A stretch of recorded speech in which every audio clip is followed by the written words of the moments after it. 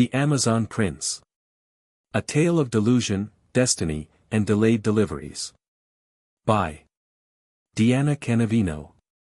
Every maiden dreams of meeting her Prince Charming, a tall, gallant man with dazzling armor, flowing locks, and rippling pectorals that glisten in the light of enchanted fireflies, or, in our case, the flickering fluorescence of aisle 17. Some dream of royalty. Others long for dangerous rogues with forbidden tattoos and mysterious pasts. And if you're on the thrillingly toxic side of the tavern, perhaps a charming outlaw or street sorcerer with a sketchy past and a good jawline will do. But me? I found mine in the most magical of all realms, Amazonia. Welcome to Castle EWR, a towering fortress of steel beams, conveyor belts, and crushed dreams. This kingdom was filled with noble ops dukes, weary peasants, also known as associates, and the ever-glorious heartbeat of the land, scan wands, magical devices used to tame the chaos of the sortation realms. And I was no mere worker. I was the one, the only princess of pack and scan. Regal. Ravishing. Relentless. A living legend in my own mind.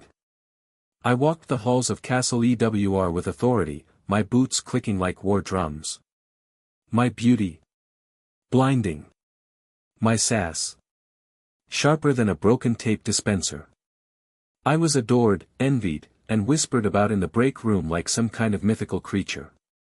Men fell at my feet, and sometimes slipped on packing tape. I was irresistible. Untouchable. Unapologetically her. All were enchanted by me, except for one. A man immune to my spell. A mere villager. Short in stature, strong in sarcasm. Clearly cursed. Possibly blind. And from that moment on, I was doomed.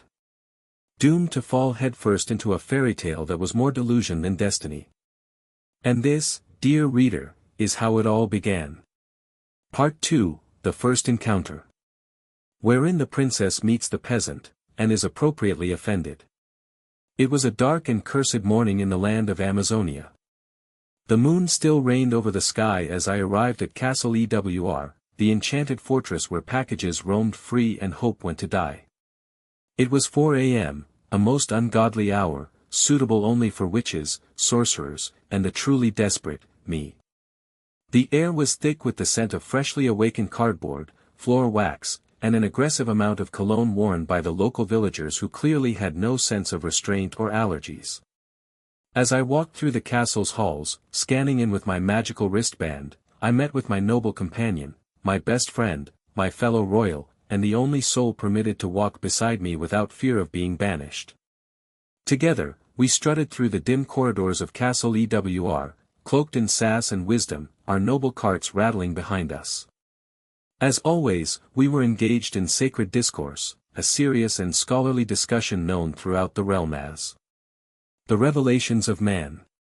Men, I declared, with all the conviction of a war general. So simple. And yet, somehow the root of all chaos. Like